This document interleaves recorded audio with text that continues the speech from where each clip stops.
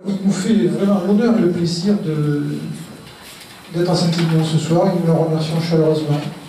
Et puis je dirais qu'il nous comble parce qu'il s'est donné la peine de nous exposer deux sujets historiques et de nous amener aussi à nous pencher sur l'actualité géopolitique en nous présentant la trame de son dernier ouvrage qui s'appelle « Les présidents et la guerre 1958-2017 », une enquête inédite au cœur de la défense. Alors cet ouvrage sera en vente dédicace grâce à Formaline, notre partenaire, les Formaline, à la fin de la conférence. Alors, les sujets de ce soir, les deux sujets, je vais faire une rapide présentation. Philippe Pétain, Charles de Gaulle et leurs relations. Et cette relation a marqué un demi-siècle d'histoire militaire et politique de notre pays.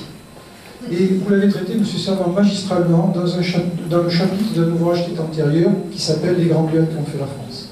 Alors, deux réflexions introductives très rapides. Ces deux hommes, Pétain et de Gaulle, furent tous les deux des visionnaires en matière de stratégie militaire.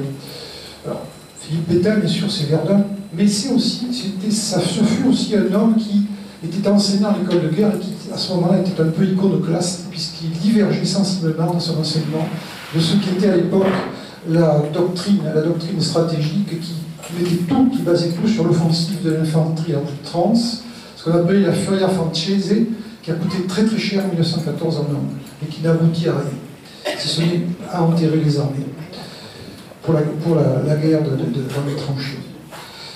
Et puis de Gaulle, bien sûr, c'est bien connu, ce fut le visionnaire ignoré, compris de l'emploi de l'arme blindée et de l'arme mécanique, de la guerre éclair, mais qui a été bien exécutée par nos ennemis, par les Allemands, qui nous ont, de la sorte, battus cruellement en 1940. Et puis, ces deux personnages furent aussi des chefs d'État. Alors, Pétain fut celui de l'État français, après le désastre en 1940, pour une sombre période. Mais il était piètre politique, ou peut-être un militaire faisant de la politique, tout simplement. De Gaulle, lui, était un grand politique, avec là aussi une vision claire du futur et des enjeux mondiaux. Il rétablit la République française en 1944, malgré l'opposition, en s'imposant plutôt face à l'hostilité de Roosevelt. Et en 1958, bien sûr, vous le savez, il met en place la Ve République, nos institutions actuelles. Et il donne à notre pays une défense nationale indépendante, en quittant le commandement intégré de l'OTAN, et en appuyant cette défense sur la force de dissuasion nucléaire, même si la bombe A était déjà dans les cartons de la 4e République. Et là, nous rejoignons votre deuxième sujet, celui de votre dernier livre, que j'ai cité en introduction, Les présidents et la guerre. Car en effet, ses successeurs, les successeurs de Gaulle, le président de la 5e, ont exercé le rôle de chef des armées et de notre politique extérieure dans ce cadre institutionnel de 1958, voulu et bâti par de Gaulle, ce qu'on appelait ensuite le fameux domaine réservé. Et je terminerai en disant simplement que l'agression terroriste de hier soir sur les Champs-Élysées contre nos forces de sécurité nous rappelle que la guerre est maintenant aussi à l'intérieur de nos frontières et elle nous menace chaque jour. Monsieur Servan, nous vous écoutons. Merci.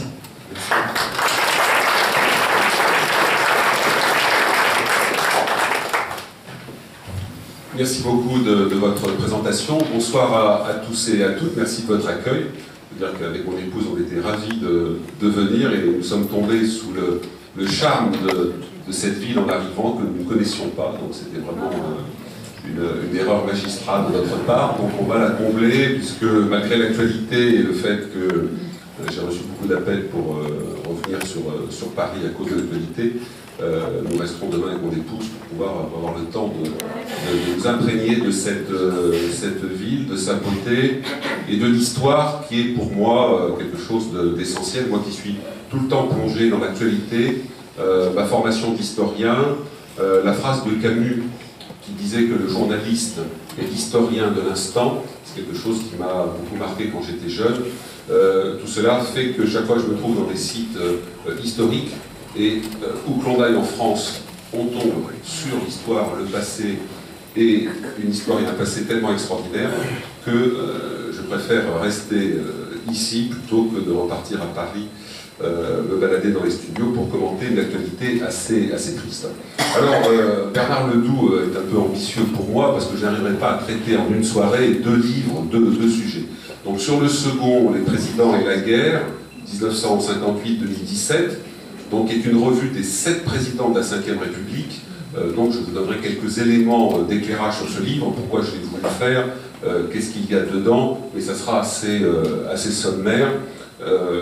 J'espère que vous me ferez l'amitié de le lire. Vous pouvez en acheter un et vous prêter, hein, c'est pas uniquement commercial. Et je pense qu'il y a dedans des choses totalement inédites. Et en tout cas, pour une partie, ce sont des souvenirs, en tout cas pour la partie de la présidence Chirac, des choses que j'ai vécues moi-même en étant en cabinet du ministre de la Défense, donc au début du septennat de Jacques Chirac, et j'ai attendu presque 25 ans pour les raconter, contrairement à une habitude très française qui veut que ministres ou membres de cabinet ministériel sortent leur bouquin la semaine après leur départ du gouvernement, quand ils ne font pas coïncider leur départ du gouvernement avec la sortie de leur livre, ce qui me semble une pratique éthique contestable. Alors, De Gaulle-Pétain, vous avez eu déjà l'eau à la bouche, si je puis dire, une histoire fantastique, absolument incroyable, qui a divisé les Français. Alors, je ne sais pas pour faire de la promo, mais j'ai publié mon premier roman il y a quelques mois, qui s'appelle Le Testament Aulic. Aulic, c'est le nom d'un personnage allemand que j'ai inventé. Si je vous dis cela, c'est parce que si j'avais proposé à mon éditeur une histoire, évidemment, partant de l'idée que Pétain et De Gaulle n'aient pas existé, si j'avais inventé l'histoire de leur vie, je pense que mon éditeur m'aurait dit, écoute, Pierre, t'es gentil, mais c'est tellement incroyable, c'est tellement improbable, que tu vas peut-être trouver un autre sujet de roman, parce que ça ne tient pas la route, c'est trop incroyable. Pourtant, cette histoire a vraiment existé. C'est un drame shakespearien, entre 2 personnages de très haute volée, qui se sont profondément aimés, admirés, et j'ai la conviction que même sur leurs vieux jours, ils ont conservé chacun une profonde affection l'un pour l'autre, malgré des épisodes absolument incroyables que je vais essayer de vous relater de façon un peu compressée, parce qu'évidemment il y a de quoi faire 4 heures ou 5 heures sur ce sujet-là. Pour vous dire à quel point cette histoire est étonnante et incroyable, c'est le seul cas de figure à ma connaissance, et si les personnes ont d'autres éléments, ça m'intéresse d'être contesté dans ce que je vais vous dire, mais c'est à ma connaissance les 2 seuls grands personnages historiques qui se sont retrouvés en position chacun d'accorder la grâce par rapport à la peine de mort à l'un et à l'autre, sachant que par ailleurs, donc, c'était 2 anciens intimes, avec une relation quasi filiale entre Pétain et De Gaulle. Et donc vous savez que Charles de Gaulle a été condamné à mort lors d'un second procès. Hein, il a eu un premier procès après qu'il soit parti à Londres, donc il est condamné à mort par le tribunal militaire de Clermont-Ferrand, qui était présidé par le général Frère, qui sera un très grand résistant par la suite. Et Pétain fait tout de suite savoir qu'il n'est pas question que la peine de mort soit appliquée à De Gaulle si par hasard il revenait ou s'il était capturé. Et de la même façon, en sens inverse, après le procès Pétain, en haute cour, d'abord Charles de Gaulle a tout fait pour que Pétain ne revienne pas de Suisse. Il a fait passer un certain nombre de messages pour dire que Pétain reste en Suisse.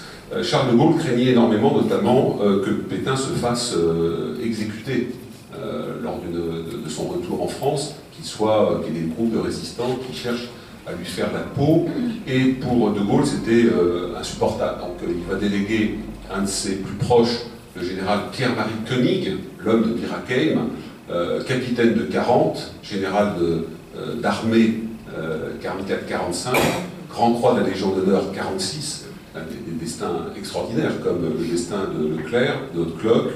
Et donc De Gaulle va demander à Koenig d'aller récupérer Pétain qui veut absolument revenir en France, et Koenig a comme consigne pas d'accident. Pas d'accident pour le maréchal Pétain, et De Gaulle fait savoir très vite au jury de la haute cour que si Pétain était condamné à mort, compte tenu de son grand âge parce que Pétain est né en 1856, c'est-à-dire c'est la guerre de Crimée, Second Empire, 1856, il faut avoir ça en mémoire. De Gaulle, lui, étant né en 1890. Et donc, effectivement, Pétain sera condamné à mort et la peine sera commuée par Charles de Gaulle, le fils spirituel de Pétain. Donc vous avez un mouvement croisé de grâce qu'à ma connaissance, on n'a jamais connu de cette façon et qui illustre le caractère absolument incroyable de la vie et du parcours de ces deux hommes. À l'origine de tout, il y a une rencontre. La rencontre d'un colonel qui commande un régiment d'infanterie à Arras, le 33e régiment d'infanterie à Arras, qui est un colonel qui n'est pas très bien noté, en tout cas pas suffisamment pour espérer pouvoir passer général. On se situe donc peu avant la Première Guerre mondiale, 1911, et donc ce colonel qui s'appelle Philippe Pétain prépare une retraite tranquille après un parcours assez classique, exclusivement en métropole. Il n'a jamais participé à des actions outre-mer, c'est vraiment un bifin pur sucre. Donc ce colonel commande ce régiment, c'est un peu son bâton de maréchal, et il récupère en 1911 un jeune escogriffe qui mesure, quand il a ses godillots et son képi ou son shako, pratiquement 2 mètres, à une époque où la taille moyenne du soldat français est d'1,66 m. Donc évidemment, déjà physiquement, De Gaulle, on ne peut pas le louper. Et autant Pétain est surnommé Philippe le Bel, c'est un homme à femme, très séduisant, très séducteur, qui a une vie affective, pour ne pas dire sexuelle, extrêmement énergique. De Gaulle, lui, est un personnage étrange, il a une allure, un visage qui fait plus penser au Moyen-Âge qu'au début du XXe siècle. Mais ces deux hommes vont tomber en affection profonde très vite. Notamment quand Philippe Pétain invite à sa table, ce qui est une pratique commune, courante de la part des chefs de corps, qui invitent les jeunes officiers qui sont affectés dans un régiment, ça m'est arrivé jadis, et donc là, autour de cette table, les deux hommes se découvrent, et je dirais saine, d'amitié, dans une relation père-fils. Pétain repère très vite chez De Gaulle une aisance intellectuelle, une culture, une capacité à s'exprimer dans un français tout à fait remarquable. De Gaulle est toujours tiré à 4 épingles, toujours en tenue parfaite sur le plan militaire. Et de l'autre côté, De Gaulle trouve en Pétain un personnage hors norme, visionnaire, marginalisé par l'institution militaire, j'y reviendrai. Et donc ils vont s'apprécier, ils vont s'estimer, et Philippe Pétain donnera au jeune officier subalterne Charles de Gaulle des notations extrêmement brillantes. Alors il y a une question à ce stade-là, pourquoi Charles de Gaulle, plutôt mal rentré à Saint-Cyr, mais bien sorti, bien classé de Saint-Cyr, a-t-il choisi l'infanterie, qui n'est pas l'arme choisie par les jeunes aristocrates qui vont vers la cavalerie, arme de prestige, d'élite, où vous avez énormément de ce que les marins appellent de rededeux, donc les gens à particules, voilà. Et Charles de Gaulle n'a pas choisi la cavalerie, et il s'en expliquera plus tard en disant, et c'est important, j'ai choisi l'infanterie parce que c'était l'arme la plus militaire. Et ça c'est important parce qu'il y a tout un courant anti-gaulliste, j'y reviendrai assez rapidement, qui dit, voilà, De Gaulle n'a jamais été un militaire, c'est un faux militaire, c'est un vrai politique, cynique, ambitieux, etc., qui a mis l'uniforme, mais ce n'est pas un vrai militaire. Je crois que tout prouve le contraire. Alors, c'est un vrai militaire qui choisit une arme très militaire, qui a joué sur les deux guerres, mais qui est en même temps, c'est vrai, un visionnaire politique qui inscrit l'armée, l'outil militaire, dans une vision politique. Et c'est vrai que de ce point de vue-là, il est foncièrement politique, au sens, encore une fois, où il réintègre l'armée dans une vision beaucoup plus large qu'il aura extrêmement tôt. Donc, De Gaulle, régiment d'infanterie, et puis il a un mode de commandement qui fait extrêmement plaisir à Pétain, et qui n'est pas toujours fréquent à l'époque, où souvent les officiers, les chefs de section, voire les commandants de compagnie, commandent un peu à distance, laissant le rôle de contact avec la troupe aux sous-officiers, et donc regardant les choses un peu de loin. Ce n'est pas le cas de Gaulle, qui s'implique directement dans le commandement, qui fait souvent des harangues, des cours d'histoire à sa section, et Pétain apprécie énormément cela, ce style de commandement, cette proximité avec la troupe, qui fera la marque Pétain de 14-18 et qui expliquera notamment l'énorme adoration que les poilus auront après la guerre de 14-18 pour ce chef très proche des soldats et même capable, pendant la guerre de 14-18, de casser de leur grade des officiers chez qui il est en visite quand il se rend compte que ces officiers ne savent pas où se trouve la popote pour les soldats, où se trouve la cuisine de campagne pour les soldats. Quand Pétain se rend compte que ces officiers ne savent pas où cela se trouve, ça prouve qu'il ne s'occupe pas du bien-être du soldat et il fait passer les capitaines au grade de sergent. Voilà. Donc, De Gaulle-Pétain, rencontre, fascination. Pétain a une réputation déjà très établie. Vous verrez après, j'aborderai ce qui rapproche fortement ces deux personnages. C'est un homme qui vient de la terre, qui vient du monde paysan, et qui est donc très sensible aux réalités incarnées, aux choses du terrain. Donc, c'est pas un très grand intellectuel, avec les défauts et les qualités que cela peut avoir. Les défauts, c'est que il peut, on le verra par la suite, après, dans les années 20-30, ne pas être capable d'engerber des réalités internationales plus vastes, d'avoir un esprit qui dépasse le caractère hexagonal de sa vision.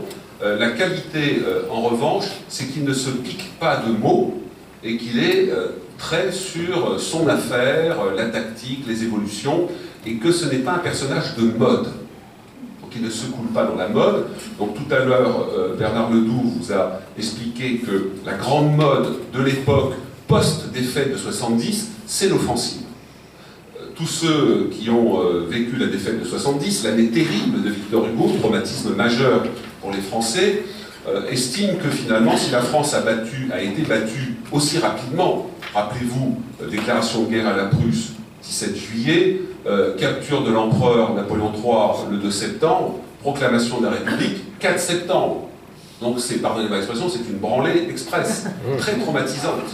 Donc, les républicains et les militaires de la Troisième République se disent on a perdu parce que nos armées ont été immobiles, se sont enfermées dans des places fortes. Finalement, nous n'avons pas été battus, nous avons été asphyxiés par le rythme de la guerre imposée par l'ennemi. Petite parenthèse, c'est une grande tradition française. Nous avons été enfoncés en 14 parce que nous ne sommes pas dans le rythme de la bataille. Nous avons été défoncés complètement en 40 parce que nous ne sommes pas dans le rythme de la bataille. Alors donc c'est le revers de la médaille française de penser que le reste du monde vit à son rythme-là, à son rythme, à elle, la France. Alors au combat, si vous voulez, l'adversaire, il n'a rien à faire de notre tranquillité, de notre insouciance, et nous sommes battus. Donc je reviens à 70, les républicains, les grands chefs militaires sortent, à tire-larigot, des textes de doctrine qui poussent à l'offensive. On l'a rappelé tout à l'heure, la Foria Francese. On gagnera en retrouvant l'élan des guerres napoléoniennes. Bien. Alors, c'est très bien, hein, moi qui suis colonel de réserve, vous savez, on ne gagne pas en restant tranquillement planqué à un endroit dans ces charentaises. Bien. Donc vous avez ce culte-là, et puis dans les jeunes générations d'officiers, les jeunes officiers sont fascinés par ce que l'on appelle l'école Grand Maison, qui est un colonel très célèbre, qui a fait des conférences, et qui est justement, qui sont des conférences tournées exclusivement vers le culte de l'offensive, avec l'adrénaline extraordinaire que, quand vous êtes jeune lieutenant, sous-lieutenant, chef de section, monté à l'assaut, sabre au clair, avec votre beau pantalon rouge, et vos soldats derrière, qui ont un équipement militaire qui est quasiment identique à celui du Second Empire, avec le pantalon Garance, un sac qui pèse 30 kg, avec notamment des gamelles qui sont bien astiquées, donc bien brillantes, et qui, malheureusement en 14, représenteront autant de cibles faciles, notamment pour les mitrailleuses allemandes. Et donc vous avez ce culte-là, cette idée-là. Encore une fois, il n'est pas mauvais de cultiver l'offensive. Le problème, c'est quand le reste du monde et des opérations militaires révèlent les limites de l'offensive du lieutenant avec sa section ou du capitaine commandant de compagnie avec sa compagnie. Quand vous avez en face des mitrailleuses à haute cadence de tir, des fusils à magasin, le Mauser, 1898, de grands progrès ont été réalisés, notamment depuis la guerre de sécession, 1863-64, qui avait déjà été, je dirais, un gap, une avancée malheureusement dans le caractère extrêmement meurtrier de l'armement. Là, on a des obus extrêmement performants, on a des canons, type canon Krupp, qui ont la capacité à projeter des obus de très grand calibre. Et puis surtout, il y a ce que les personnes dans le monde de l'économie appellent le benchmarking, c'est-à-dire le fait que vous faites des comparaisons pour voir ce qui se passe ailleurs. Et quand vous regardez les conflits de la fin du 19e, début du 20e, par exemple la guerre entre les boers, les afrikaners, et les tuniques rouges anglaises, ou le début des guerres balkaniques, ou la guerre en Mandchourie entre la Russie tsariste, qui va être écrasée militairement sur terre et sur mer par le Japon, nation méprisée, les jaunes, qui vont écraser la Grande Russie. Eh bien pourquoi? Eh bien tout simplement parce que l'armement a changé, la puissance de feu a changé. Et donc vous ne pouvez pas conserver une doctrine offensive en sachant qu'en face de vous, surtout avec votre beau pantalon rouge, vous avez une puissance de feu terrible. Alors j'ai lu intégralement le cours d'infanterie du colonel Philippe Pétain, qui est à l'école de guerre, qui est prof à l'école de guerre en 1910-1911, avant de prendre son commandement. Et alors c'est très intéressant parce que il déconstruit totalement la doctrine militaire de l'époque, il la démonte, ce qui est d'ailleurs assez étonnant, qui montre que dans le système, vous pouvez avoir des personnes qui contestent le centre de gravité de la doctrine militaire.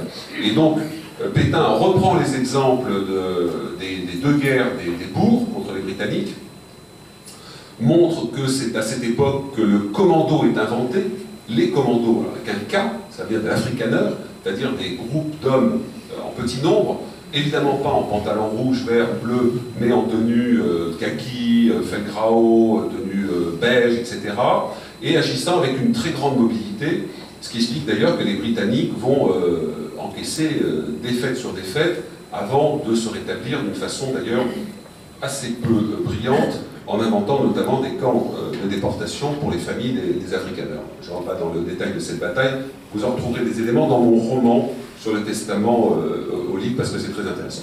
Tout ça pour dire quoi? C'est que Pétain dénonce les théories du moment, et évidemment ça ne le met pas en cours auprès du haut commandement et de l'hôtel de Brienne, ministère de la Défense, ce qui explique qu'il se retrouve colonel sur la voie de sortie, parce que c'est un iconoclaste. Alors, De Gaulle est partagé, parce qu'à la fois comme jeune officier qui vibre, qui veut défendre la France, il a été investi d'une mission de la part de sa mère, qui s'appelle Jeanne, comme Jeanne d'Arc. Sa mère qui a été traumatisée par les souvenirs de sa grand-mère qui avait vu l'invasion de la France en 1870. Et De Gaulle se trouve le réceptacle de l'injonction maternelle, qui est une injonction subliminale, qui est soit celui qui protégera la France, soit celui qui empêchera que la France rencontre à nouveau ce que ma grand-mère m'a raconté en 1870, par rapport à ce qu'elle avait vécu en 1870, et puis son père, évidemment, va le plonger, d'ailleurs comme ses frères, dans un patriotisme, un amour fou de la France, qui explique que De Gaulle, jeune enfant de 10-12 ans, fait des poèmes où il se rêve à la tête d'armée, et où il explique que mourir pour la France est la plus belle des choses. Donc le jeune De Gaulle, le jeune sous-lieutenant, jeune lieutenant, il est fasciné par les théories de grand maison, parce que tous ces jeunes officiers brillants et pleins de testostérone ne rêvent que de petits matins flamboyants, sabre clair. Et en même temps, il est fasciné par la personnalité de Pétain et son côté extrêmement terre-à-terre, très enraciné, et puis aussi par le langage de Pétain qui ne se prive pas de dénoncer les bureaux et leur immobilisme. Alors, le chemin des deux hommes va se séparer au début de la guerre de 14, puisque finalement Pétain va devenir général assez vite, dans la mesure où Joffre, pour camoufler une partie de ses erreurs, va virer un certain nombre de généraux qui vont se retrouver à Limoges, loin de Paris, de l'expression limogé, qui vient de là, et alors on sort du placard le colonel de Pétain, dans la mesure où ce qu'il avait enseigné se révèle vrai, puisque l'application, comment dirais-je, bornée des théories de Grand-Maison, ça vous donne des journées d'août 14 à 10-15 000 morts. C'est-à-dire mes grands-pères, mes deux grands-pères, enfin ils ont pas été tués mais ils ont fait la guerre 14-18, voilà, se sont retrouvés avec cet équipement diabolique à monter des pentes avec en haut des soldats allemands en tenue Feldgrau et avec les mitrailleuses Maxim à haute cadence de tir. Et d'ailleurs, il y a de nombreuses lettres de ces jeunes soldats allemands à leur famille disant leur écœurement d'avoir à massacrer tous ces jeunes Français, coupés en deux à la mitrailleuse, en trouvant ça absolument horrible. Parce que ces jeunes Allemands ne connaissent pas la guerre, hein, ils ont le même âge que ceux qui sont en train de tuer. Donc, donc certains se disent, finalement, ce colonel Pétain, il n'avait pas dit complètement des choses stupides. Voilà, et donc les deux hommes sont séparés, mais pas de cœur. Ils restent très proches, ils s'écrivent, et Pétain veille sur De Gaulle. À tel point que quand Charles de Gaulle sera blessé et capturé dans les environs de Douaumont en 16, cuisse traversée de part en part par une baïonnette allemande à travers son porte-carte, et grenade à manche l'exposant à la figure qui l'assomme, il est capturé, il est prisonnier, et d'ailleurs on pense qu'il est mort. Et Pétain sera celui qui rédigera la citation à l'ordre de l'armée du capitaine de Gaulle, qui commandait une compagnie à ce moment-là, et c'est une citation extrêmement élogieuse, d'autant plus élogieuse qu'il pense que De Gaulle est mort. De Gaulle sera capturé, et donc De Gaulle va se morfondre en captivité, va essayer de s'évader. Le problème, c'est que son double maître rentre dans les lignes de visée de la Feldgendarmerie, donc il n'arrivera pas à s'évader, et pour lui ça sera terrible, parce que c'est un personnage surdoué, visionnaire, mais aussi cyclotimique, et parfois tenté par le suicide, quand il a le sentiment de ne pas être à la hauteur de la promesse, la double promesse aux Jeanne d'Arc, et Jeanne, sa mère. Alors pour revenir sur les deux psychologies des personnages, et pour comprendre pourquoi ils se sont reconnus, Pétain et De Gaulle ont 4 points communs, au moins 4 points communs. Tout d'abord, ce sont des timides. Alors ça, on n'imagine pas, un maréchal de France, un général, président de la République, ce sont tous les deux des personnages timides. Alors Pétain gère sa timidité en tenant les autres à distance par un humour extrêmement vachard. Il peut être très rosse devant les personnes, en leur balançant des critiques à la figure. Il est surnommé dans l'armée Philippe le Bel, je vous l'ai dit, pour son aptitude à draguer les filles, mais aussi Précy le Sec. Et il a un physique qui impose. Il est solidement bâti, il a une très belle tête de chef gaulois, il a une calvitie, il a une espèce de couronne de cheveux blancs qui entoure sa calvitie, une très belle moustache de sapeur, des yeux d'un bleu intense. C'est un personnage qui impressionne, qui domine, et lui, le timide, met les autres à distance par à la fois sa prestance et puis sa façon qu'il a de se moquer des gens, etc. Et d'avoir aussi des formules assez brutales. Par exemple, quand il voulait dénoncer tous ceux qui défendaient l'attaque à tout prix, il disait, mais bien sûr, attaquons comme la Lune. Voilà. Donc voilà un peu l'humour de Pétain. Donc, De Gaulle, lui, est un timide, également, et un timide très tôt blessé par les remarques de ses camarades et les notations des Saint-Cyr, où ses camarades le surnomment. Alors, à Saint-Cyr, c'est assez classique, tout le monde a des surnoms, mais donc lui, c'est le dindon, la girafe, etc. Il aura des notations après par la suite, comment dirais-je, détruit des qualités évidentes par une attitude de prince en exil ou de roi en exil. Il est surnommé aussi de connétable. C'est-à-dire que la posture physique qu'il a et la réserve fait que tout de suite il y a une distance. Donc ce sont deux timides qui mettent les autres à distance. Par ailleurs, ce sont deux visionnaires, ce sont deux personnages qui voient, qui sont très concrets. De Gaulle, encore une fois, à mon avis, est beaucoup plus intelligent que Pétain. Il a une capacité intellectuelle à voir les arborescences des problèmes plus larges, mais ce sont deux personnages qui voient loin et qui ont le sentiment que les autres ne voient pas. D'où la timidité plus cette attitude, un sentiment, une volonté de recul, et le sentiment que c'est dans les altitudes qu'on rencontre le moins de cons. Voilà. Donc, on monte là où il y a moins de personnes qui raisonnent de façon basique. Donc, à la fois, cette timidité, cette conscience d'une supériorité intellectuelle font des personnages, encore une fois, qui ont peu d'amis et qui sont souvent à distance. Et pour Pétain, je ne sais pas, il n'y a pas de témoignage ou de document dans ce sens-là, mais pour De Gaulle a la conscience d'être prédestiné, peut-être à cause de ce legs de sa mère. Et il y a un épisode qui est très connu, qui se passe pendant l'école de guerre donc après son retour de captivité, école de guerre qui va mal se passer, j'y reviendrai. Et à un moment, De Gaulle est dans une pause avec un de ses camarades officiers, et ils sont tous les deux allongés, ils regardent le ciel, et son camarade, profitant, je dirais, de ce moment de calme, lui dit « Mon cher Charles, j'ai toujours pensé que vous étiez appelé à un grand destin. » Et puis, De Gaulle laisse passer un temps, ne répond pas, et puis il dit moi aussi.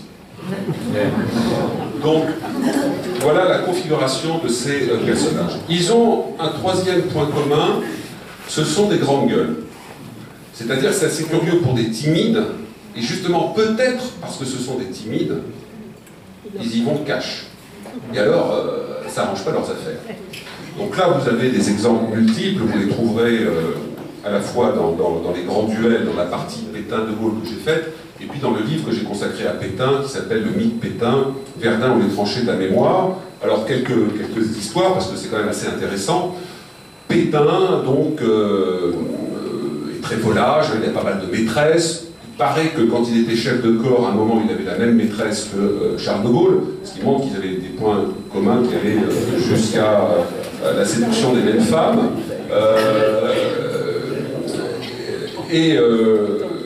C'était pas vraiment une grenouille de bénitier. Bon, donc il respectait l'Église comme étant le pendant du sabre, le sabre et le goupillon, mais franchement, c'était pas vraiment le gars qui passait son temps à la messe, etc. 1906, vous connaissez l'affaire des fiches, le général André, qu'est-ce qui se passe à l'hôtel de Brienne, où j'ai servi moi-même comme conseiller d'un ministre. Vous avez une galerie de portraits, tous les portraits des ministres, donc il y avait André dans cette galerie que je regardais de temps en temps. Général André et le gouvernement de l'époque veut en quelque sorte promouvoir dans les armées les officiers qui ne sont pas de droite catholique ni monarchiste. Et donc André va s'appuyer sur les réseaux francs-maçons pour faire remonter des infos, pour savoir si tel ou tel officier va à la messe, est abonné à la Croix, a fait baptiser ses enfants, etc., etc. Ce qui est évidemment totalement scandaleux.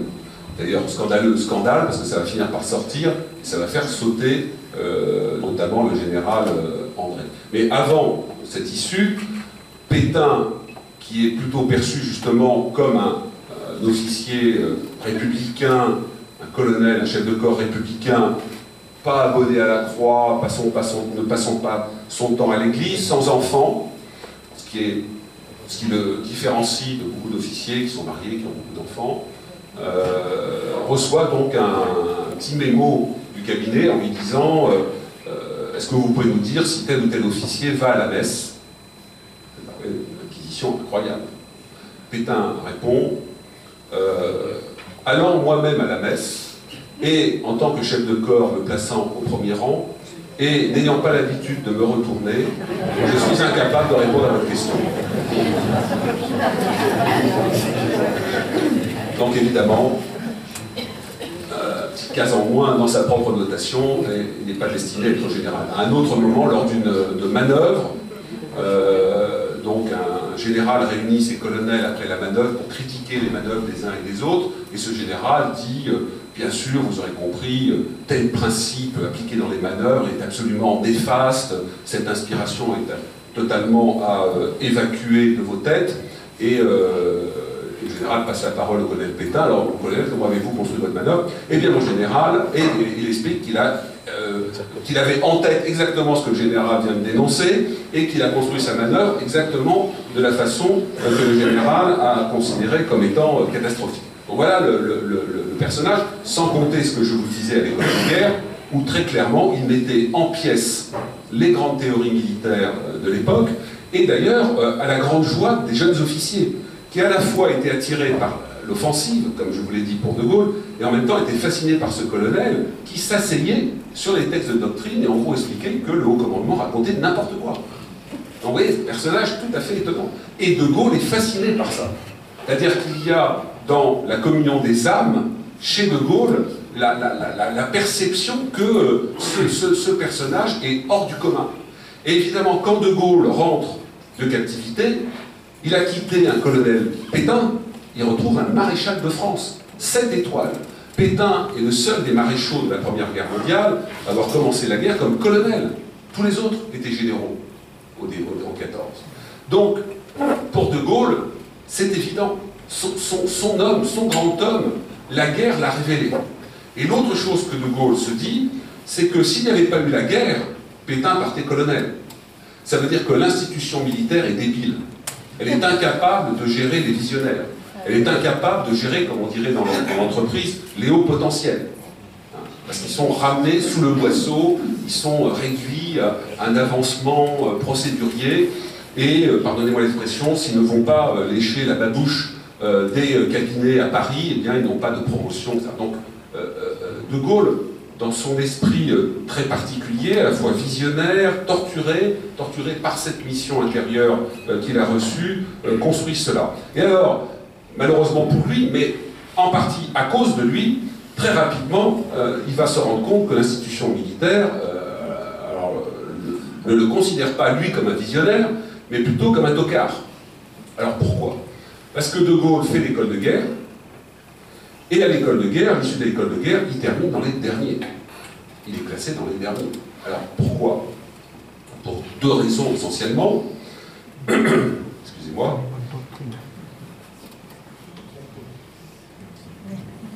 D'une part, De Gaulle, conscient de sa supériorité, a un peu tendance à considérer que les sujets qui ne sont pas de son niveau ne sont pas à traiter.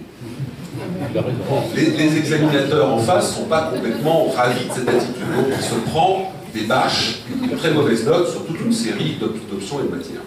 Et alors, sur des options où il est très fort, alors là, il se met à dos son commandement. Exemple, qui est très connu, manœuvre, donc dans le cadre de l'école de guerre, des capitaines, des commandants, chefs d'escadron. Et il se trouve que ce jour-là, dans cette manœuvre, celui qui joue le rôle de général, commandant l'ensemble de la manœuvre, c'est Charles de Gaulle. Et qui a autour de lui un état-major, avec des colonels par spécialité, qui sont ses camarades. C'est une chose parce que c'est destiné à faire grandir en maturité et en compréhension ces jeunes officiers qui font l'école de guerre, et qui ont comme vocation à être officiers généraux. Et donc on les aide à intégrer déjà très tôt ce niveau de commandement. Alors autant vous dire que De Gaulle, il est très très à l'aise. Alors là, lui, très très à l'aise dans ce rôle-là. Donc, il construit sa manœuvre, brillante, géniale. Physiquement, il est déjà maréchal de France. Et la manœuvre, elle est surveillée par un cadre professeur qui est colonel. Et qui est exaspéré par De Gaulle, qui sait tout, qui répond à tout, qui présente sa manœuvre de façon brillante, et donc le colonel n'en peut plus. Et à un moment, pour essayer de coincer De Gaulle en se disant « ce type est tellement brillant, je vais le coincer en questionnant sur... alors, en l'occurrence, c'est combien y a-t-il de véhicules dans le train d'artillerie ou votre train des équipages ?» C'est un truc, si vous voulez... un peu hallucinant, comme si on lui demandait le nombre de clous dans un sabot de cheval, un truc comme ça. Et De Gaulle, ne se laissant pas démonter, impérial, se tourne vers son camarade colonel, chef d'état-major, dans la manœuvre et lui dit « Châteauvieux, répondez ». Alors le colonel d'active lui dit « mais De Gaulle, c'est à vous que je pose la question ». Et alors là, De Gaulle impérial lui dit « Mais mon colonel, je suis général d'armée.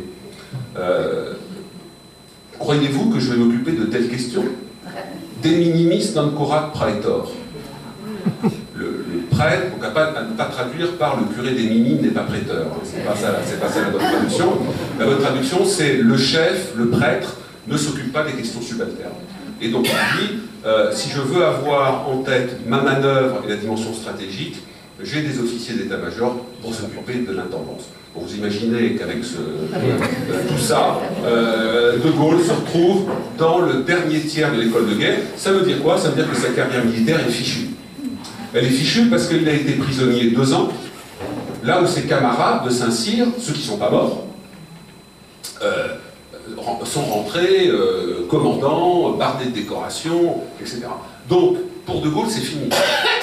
Le double handicap de la capture et de ces notations-là, c'est foutu. Et là, Pétain se met en marche.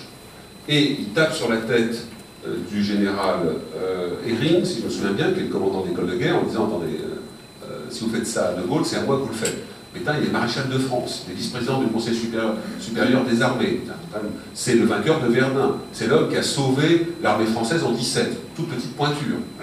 Et donc Hering, avec beaucoup de difficultés, arrive à faire remonter De Gaulle en milieu, dans le deuxième tiers de promo, parce qu'il y a une telle protestation du cadre professoral que même avec l'appui de Pétain, Hering n'arrive pas à faire monter De Gaulle dans ce poste-là. Donc ça veut dire que la carrière de Gaulle est très mal barrée et que De Gaulle, dès ce moment-là, considère que l'institution est débile, qu'elle est faite de personnages racornis, qui n'ont aucune largeur d'esprit, et que donc il va falloir qu'il fasse avec cette bande d'abrutis pendant longtemps. Alors là, un point important pour moi, sans doute avec une certaine prétention intellectuelle, parce que je pense être le seul à avoir mis en avant cette dimension de la relation entre les deux hommes. Dieu sait qu'il y a énormément de livres, je les ai presque tous lus, mais il y a un aspect qui n'a pas été décelé avant moi, qui est qu'en fait, De Gaulle va devenir, dans l'esprit de Pétain, l'instrument de sa vengeance. L'instrument de la vengeance de Pétain. Alors la question est, mais pourquoi Pétain, maréchal de France, élu à l'Académie française, couvert de décorations, bâton de maréchal, tout ce qu'on veut, pourquoi a-t-il besoin de se venger de quelque chose? Il a tout. Eh bien, il faut se plonger dans la psychologie des hommes, des femmes, en l'occurrence là c'est plutôt des hommes qui sont au pouvoir, pour comprendre que l'apparence des choses ne reflète pas ce qui se passe à l'intérieur des hommes et dans leur tête. Pétain est sorti meurtri de la Première Guerre mondiale, convaincu que son génie n'a pas été reconnu à la hauteur. Pourquoi? Verdun, et vraiment je vous incite à aller dans ce voyage que j'ai vu annoncer tout à l'heure, c'est absolument passionnant. Verdun, le front est enfoncé, on va le chercher en catastrophe, son aide de camp le retrouve difficilement à l'hôtel du Nord, où il est en train de rendre ses hommages à sa maîtresse de l'époque, Mimi, le génie, qui sera sa future femme après un divorce, ce qui fait que là aussi, c'est pas un canon de vertu pour l'Église. Eh bien, son aide de camp arrive à repérer la chambre où il est, tout simplement parce qu'à cette époque, les locataires éphémères des chambres avaient l'habitude de mettre devant la porte leurs souliers pour être cirés. Et donc, l'aide de camp fait tous les étages pour essayer de repérer des bottines d'officiers, qui sont réglementaires de façon particulière, avec des bottines de femmes à côté. C'est comme ça qu'il repère la chambre de Pétain et qu'il dérange dans ses ébats. Pétain arrive à Verdun et Pétain sauve Verdun. Sauve Verdun, notamment la Doria, enfin je ne rentre pas dans le détail, je vous renvoie à mon livre sur le mythe Pétain, Verdun ou les tranchées de la mémoire. Il sauve Verdun. Et qui tire les marrons du feu? C'est pas Pétain, c'est Nivelle. On va écarter Pétain, on ne trouve pas assez agressif. Parce que Pétain déteste l'idée de tuer des soldats, des pollus pour rien. Il estime que c'est l'artillerie qui permet de faire d'écraser l'adversaire, et que l'infanterie vient après pour occuper le terrain qui a été conquis par l'artillerie. Donc, il est écarté et on met Nivelle, qui parle anglais, qui plaît beaucoup aux Britanniques. C'est un polytechnicien. C'est pas du tout le même profil que Pétain. Et Pétain en est ulcéré. Surtout que le sieur Nivelle, il y a un siècle, jour pour jour, lance la brillante offensive du chemin des dames. Qui est, alors j'ai beaucoup de respect pour les polytechniciens, mais c'est typiquement un montage, une opération de polytechniciens, qui se traduit par un bain de sang effroyable pour l'armée française, à tel point que le moral de l'armée française se brise. Ce sont les mutineries. Ce ne sont pas des mutineries contre la guerre, c'est des mutineries contre la connerie du commandement.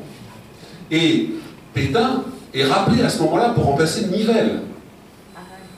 Donc, il en a un peu gros sur la patate, en disant, bon, ils sont bien gentils, je rétablis des situations, je suis écarté, c'est la catastrophe, on fait appel à moi, c'est le mythe de Cincinnatus. Hein, on va le chercher dans sa demeure, là où il cultive son jardin, après on le renvoie. Et après, qu'est-ce qui se passe? Bien sûr, Pétain est nommé généralissime français, mais qui est nommé général en chef des forces alliées? C'est Foch.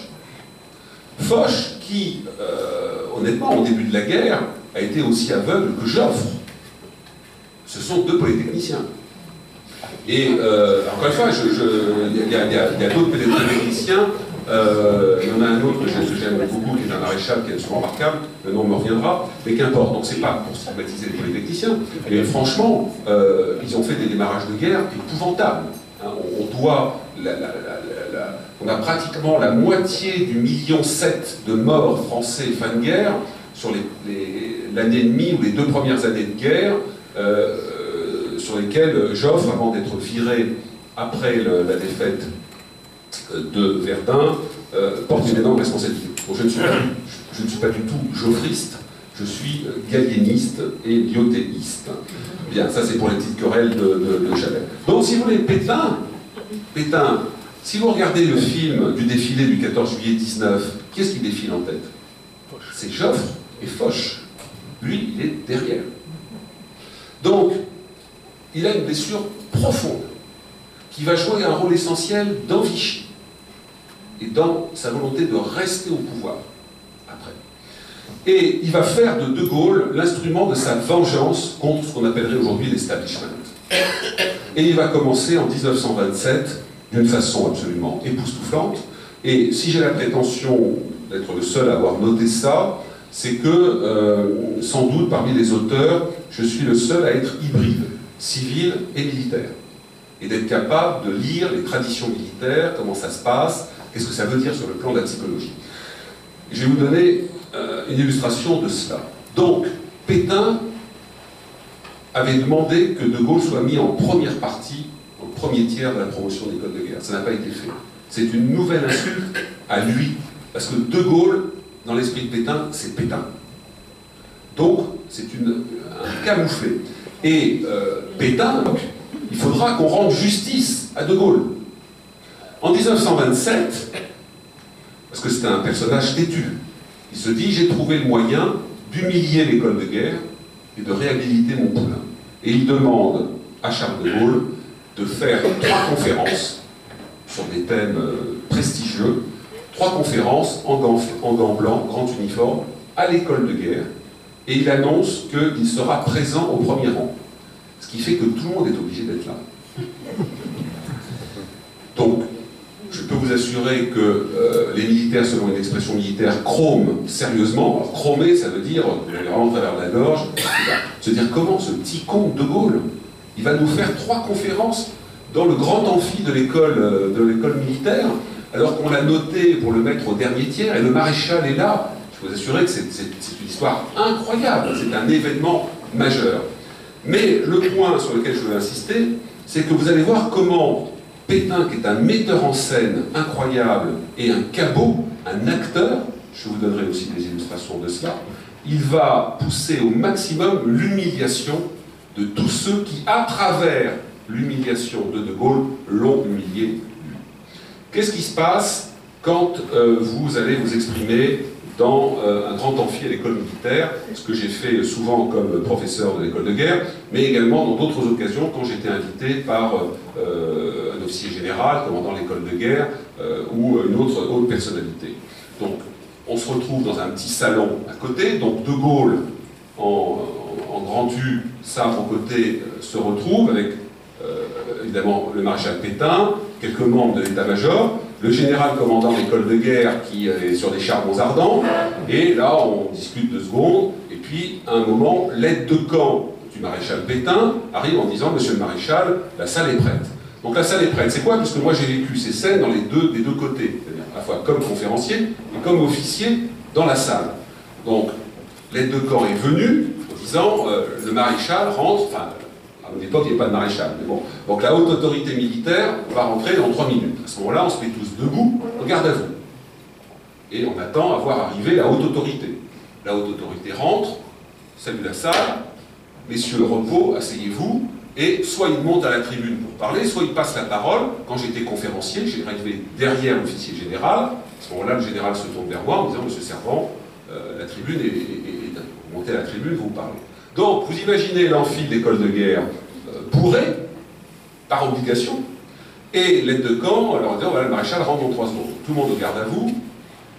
Le maréchal sort de la petite salle qui est à quelques mètres de l'entrée, De Gaulle derrière lui, etc. Et au moment où il va rentrer dans la pièce, Pétain s'écarte et dit à De Gaulle « à vous ».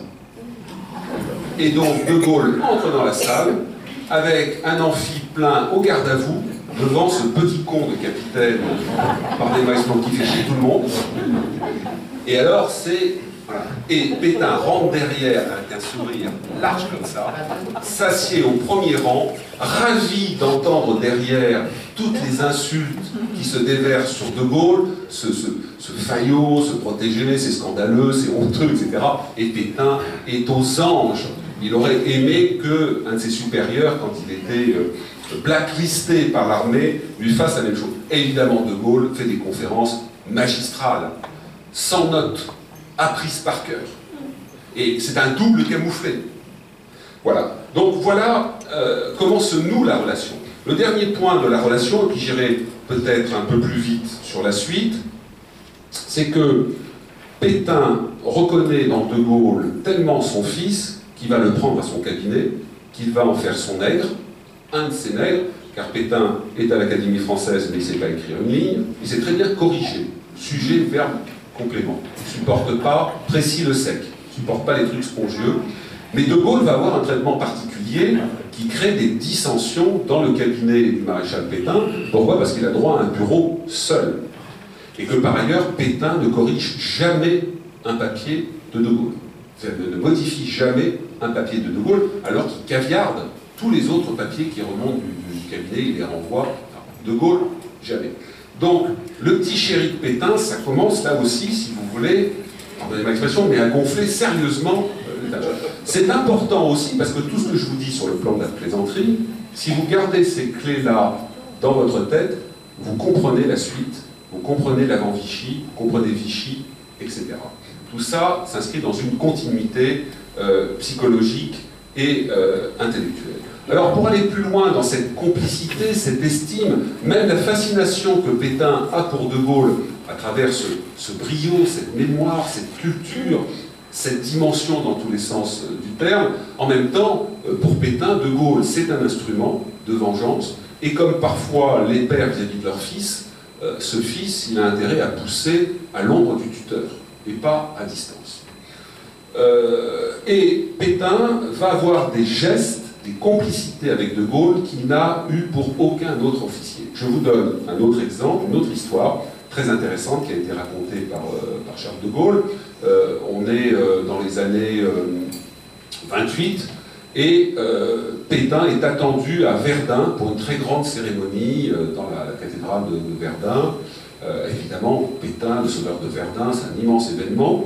Et Pétain fait appeler De Gaulle, qui est commandant à l'époque, qui doit commander à Trèves, si je me souviens bien, vous avez des photos de cet événement qui sont généralement sous-titrées par des choses fausses, où on dit le maréchal Pétain avec le commandant de Gaulle sont aides de camp. De Gaulle n'a jamais été aide de camp de Pétain, mais ce qui est encore pire, entre guillemets, pour le monde militaire, c'est que Pétain a fait demander à un jeune officier supérieur, de venir comme son invité personnel, en chantant toute la hiérarchie, en ne proposant pas au supérieur de Gaulle de venir, enfin ce qui est des trucs absolument... Dans l'institution militaire, c'est quelque chose qui passe quand même très très mal. Et Pétain est ravi de retrouver de Gaulle, ils déjeunent ensemble, ils refont le monde, enfin c'est vraiment l'amour filial total. Et de Gaulle est quand même un peu inquiet, parce qu'il voit l'heure qui tourne, il sait très bien à quelle heure Pétain doit être présent à la cathédrale, il y a une cérémonie, vous avez le banc à l'arrière-ban des anciens combattants, du commandement régional, le préfet, enfin tout ce que vous voulez. Et de Gaulle, lui, voit sa montre, et donc à un moment, il dit au maréchal, monsieur le maréchal, peut-être que nous pourrions nous mettre en chemin, ça. Et Pétain dit, non, ne faites pas, ça va aller. Ah, bon. Et la montre continue à tourner, et de Gaulle, très très embêté, parce qu'il ne veut pas qu'on le suspecte, lui, de retenir le maréchal. Déjà qu'il a une réputation très mauvaise dans les armées, très mauvaise réputation de Gaulle à l'époque, considéré comme le petit chéri, qui ne réussit pas dans les concours francs, et qui est rattrapé parce qu'il est dans les bons papiers du maréchal.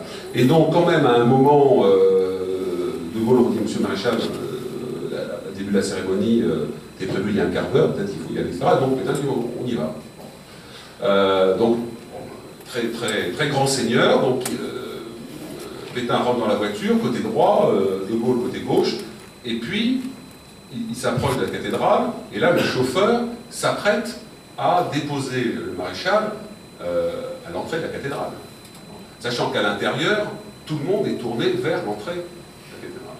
Et là, Pétain dit au chauffeur, non, vous m'amenez là. Et là, c'est une porte latérale. De Gaulle ne comprend rien. Bon. Et Pétain descend, de Gaulle derrière, et il rentre par la porte latérale, et il force toute l'Assemblée à faire un quart de tour droite. Et de Gaulle est convaincu que Pétain l'a fait uniquement pour que tout le monde soit soumis à lui, que tout le monde, en quelque sorte, lui fasse révérence en faisant ce mouvement général. Et ce qui est intéressant, c'est que d'une part, ça montre que Pétain, souvent présenté comme quelqu'un n'aimant pas la publicité, est un vrai cabot. Il y a d'autres exemples qui le montrent. Et puis surtout, il fait pénétrer de Gaulle dans ses secrets de magicien. Chez les prestidigitateurs, les prestidigitateurs ne révèlent jamais leurs secrets, sauf à leur fils. Et là, Pétain montre un aspect de sa personnalité que personne ne connaît.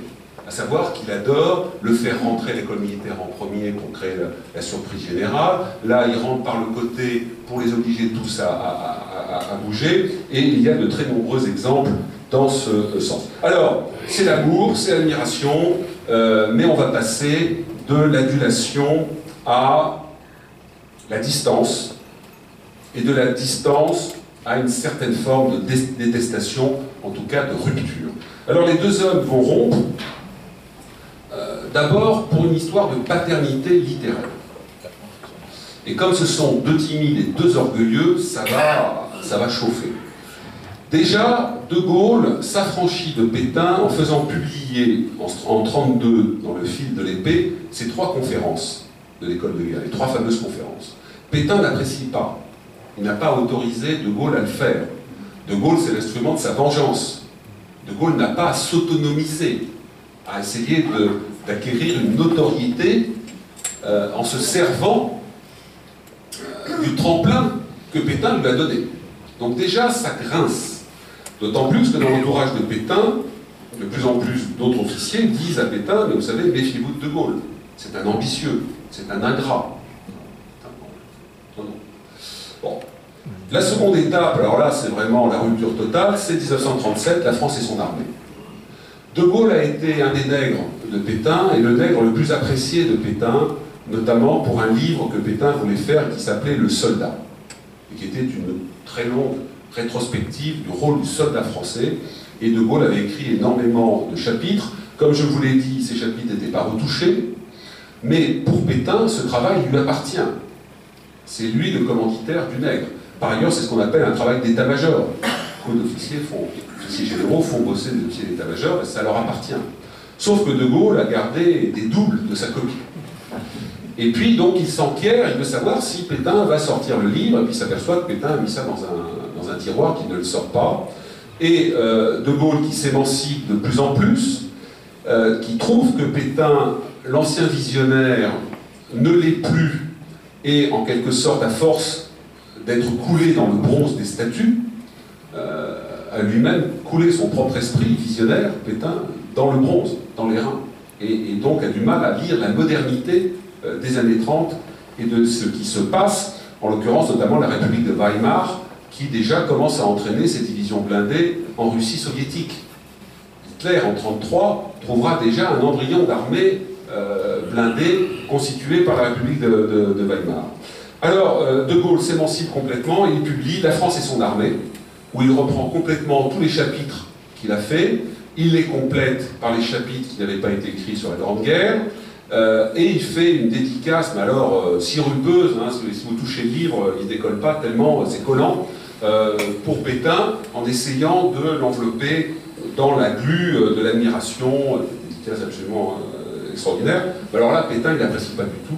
Il y a un pataquès terrible avec les éditions Plomb, qui découvre qu'il y a une rivalité dans la reconnaissance en paternité littéraire. Je vous passe un échange de courrier, enfin c'est absolument épouvantable. Et donc c'est vraiment le début d'une distance, d'une rupture et d'une amertume très forte de la part de Pétain, qui voit l'objet de sa vengeance et le fils qu'il a sorti de sa cuisse s'émanciper. Et De Gaulle, de l'autre côté, donc il est né en 1890, il a donc 47 ans, il approche de la cinquantaine, la maturité, et il comprend que Pétain est hors course, et De Gaulle a raccroché son chariot à l'étoile de Paul Reynaud, qu'il trouve être pertinent, intelligent sur les situations internationales. Mais là, encore une fois, la réputation de Gaulle va être épouvantable dans l'armée. C'est l'idée que quand il a, en quelque sorte, saturé une première locomotive, il va en chercher une seconde. Et ça n'est pas faux, parce que De Gaulle ne serait jamais passé ni colonel plein, ni général, sans Reynaud, sans l'influence du politique, pour bypasser, pour contourner ces notations pas excellentes, et puis surtout, une détestation assez forte dans une bonne partie du monde militaire. Donc là, ça se tend, et pour De Gaulle, Pétain est mort, notamment quand il a accepté de partir dans le Rif, remplacer Lyoté, mon héros, pour lutter contre la révolte d'Adelkrim. Et De Gaulle, justement, trouve que c'est un crime qu'un maréchal cherche à se substituer à un autre maréchal de France dans cette affaire, et il considère que Pétain, déjà, est un peu, comment dirais-je, uniquement dans le culte de son passé, et il envoie une preuve supplémentaire en 1934, quand Pétain rentre dans le gouvernement Doumergue, post les événements du 6 février 1934, et Pétain ne va pas du tout remettre en cause la construction de la ligne Maginot, qui, entre parenthèses, bouffe au passage une bonne partie des crédits de l'arme des transmissions, puisque mon arme, le génie, était couplée à l'arme des transmissions, c'est pour ça que nous portons des boutons d'armes très proches. Le bouton d'arme des transmissions, encore aujourd'hui, c'est le bouton d'arme du génie avec un T de transmission dessus. Et à l'époque, comme les deux étaient dans la même enveloppe budgétaire, la ligne Maginot, réalisation extraordinaire du talent, du génie français, c'est absolument fabuleux, c'est vraiment une réalisation extraordinaire. Le problème, c'est qu'elle n'était pas terminée, qu'elle n'avait pas de roulette pour bouger, pour protéger les pays avec lesquels nous avons des alliances. Mais Pétain, si vous voulez, fait voter les crédits de la ligne Maginot, et puis surtout, c'est lui, devant le Sénat, devant une commission du Sénat, interrogé par un sénateur sur le fait que la ligne Maginot n'est pas terminée, et notamment les Ardennes ne sont pas couvertes, c'est pas grave, les Ardennes sont impénétrables, et si par hasard des blindés allemands s'aventuraient dans les Ardennes, nous les repincerions à la sortie. On a trouvé ça super, le maréchal a dit qu'on les repincerait, c'est merveilleux, c'est extraordinaire, etc. Et donc, Pétain, l'homme du voir, l'homme du terrain, l'homme du réalisme, a décollé, tandis que son fils spirituel révèle les capacités, les talents que Pétain avait vus en lui, donc qui réalise. Donc, De Gaulle commence à se faire appeler le colonel Motor, enfin, c'est pas lui qui se fait appeler comme ça, c'est la presse qui l'appelle le colonel Motors. Alors, petit mot rapide, De Gaulle n'est pas le seul à voir les évolutions de la mécanique, de l'arme blindée. Il ne voit pas totalement le couplage avion blindé, mais déjà il voit un certain nombre de choses. Vous avez le général Alléo, totalement inconnu aujourd'hui, qui est un visionnaire. Vous avez toute une petite école qui dit bon, il faut quand même secouer l'armée, on ne va pas continuer à préparer la guerre de 14 pour la suivante, sachant que la vitesse est rentrée en ligne de compte. Et donc là, la rupture est totale avec Pétain, et cette rupture, elle va être physique, personnelle, les yeux dans les yeux, quand dans le gouvernement Reynaud, eh bien, les deux personnages vont se retrouver. Dans cet éphémère gouvernement, Reynaud est allé sortir les grandes reliques de la guerre de 14-18, donc Végan, qui a les secrets de Foch dans la poche, et puis Pétain, le sauveur de Verdun, le sauveur de l'armée, évidemment, tout va très bien se passer. Et puis vous avez dans ce gouvernement un général de brigade à titre temporaire, sous-secrétaire de défense, qui s'appelle Charles de Gaulle, et évidemment, le grand Pétain bat froid à cet escogriffe plein d'ingratitude. Alors, la rupture est consommée, vous le savez, et vous avez deux discours qui s'affrontent dans l'histoire de France, qu'il faut étudier, qu'il faut le relire, pour voir vraiment la continuité de tout ce que je vous décris. C'est le discours du 17 juin de Philippe Pétain et l'appel du 18 juin.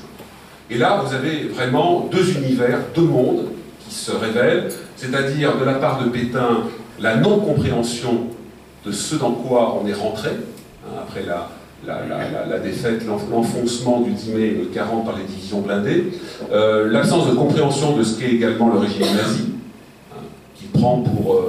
c'est Reynaud, quand Reynaud passe la main à Pétain, il lui dit « Maréchal, vous pensez que vous allez avoir à négocier avec Guillaume Ier de Prusse, celui qui nous a battus en 1870, ce n'est pas Guillaume Ier de Prusse que vous allez avoir en face de vous, c'est Gengis Khan. » Et Pétain ne comprend pas ça. Alors que quand vous lisez le discours, l'appel du général de Gaulle du 18 juin, la vraie version, pas celle qui est ramassée, etc., elle est lumineuse d'intelligence, de compréhension stratégique des enjeux, elle est fabuleuse. Donc là, il y a une rupture évidemment totale, ce qui n'empêchera pas les deux hommes de continuer à s'aimer à distance et à se protéger. Vous savez que les relations entre De Gaulle et Churchill étaient houleuses et que les Anglais se demandaient si ça ne serait pas bien que ce personnage insupportable, sans moyens, avec une arrogance terrible, s'il ne serait pas bon qu'il ait un accident. Et dans les coursives des états-majors britanniques, certains disaient, écoutez, De Gaulle se prend pour Jeanne d'Arc, pourquoi pas le brûler? Et un jour, alors on ne sait pas très bien qui a donné les ordres, mais les services secrets français de Vichy reçoivent le plan de vol de Gaulle, partant par Gibraltar, etc., à l'Afrique du Nord. Donc ça, c'est clair que si vous voulez, c'est très facile de l'abattre. Ça remonte jusqu'à Pétain, qui dit « n'en est pas question ». Donc, vous avez étonnamment cette affection profonde qui va durer, malgré cela, et de la part de Gaulle, au cœur, une éternelle blessure devant ce qu'est devenu son héros, dont il sauvera la vie, qui finira à l'île-Dieu. Et je vais vous lire, pour terminer, deux textes de Gaulle, pour comprendre ce qu'il avait dans la tête en constatant le naufrage de son père spirituel, de celui qu'il avait à ce point influencé, et donc je vais vous lire, oui, infiltré, on peut dire, c'est le cas de ça, et donc je vais vous lire un texte de Gaulle de 40 et un texte de Gaulle de 44. Alors pour comprendre le texte de 44, le second, il faut savoir que Pétain, après le débarquement, après l'effondrement du front, va faire passer par l'amiral Offand, l'amiral de Vichy, à des proches de Gaulle, une lettre disant à De Gaulle, Vichy, donc Pétain disant à De Gaulle, venez à Paris, je suis prêt à assurer la transition, je suis même prêt à vous proposer un poste de secrétaire d'État pour que vous fassiez la main. Ce qui prouve que, si vous voulez, le problème de Pétain, c'est que ça n'a jamais été un politique, et qu'il a été très heureux sur son vieil âge de se retrouver enfin seul, que ses blessures d'humiliation soient enfin cicatrisées par le fait d'être le dernier des maréchaux, et éternellement au pouvoir. Et à Vichy, souvent plus préoccupé de savoir ce qu'il allait manger que de savoir ce qui allait se passer en zone occupée ou en zone libérée. Et ayant complètement raté le tournant de 42, alors que s'il était passé en Afrique du Nord, vous auriez des villes et des places Pétain, ici vous en auriez 2-3. S'il avait passé en 42 de l'autre côté. Mais il s'accroche au pouvoir, il veut rester seul, et vous avez l'ombre portée de ses propres traumatismes. Et donc, dans son vieillage, il pense qu'il va pouvoir se réconcilier avec De Gaulle, qui évidemment ne répond pas à sa lettre, et je vous lirai le deuxième passage. Alors le premier passage, c'est De Gaulle qui parle de Pétain en 40, et il dit « c'est triste et tragique ». Entre parenthèses, quand dans l'entourage de Gaulle, à Londres, certains se permettaient de critiquer Pétain au-delà d'une certaine limite, De Gaulle les rabrouait. Le seul qui pouvait critiquer Pétain, c'était lui. Et les autres, non.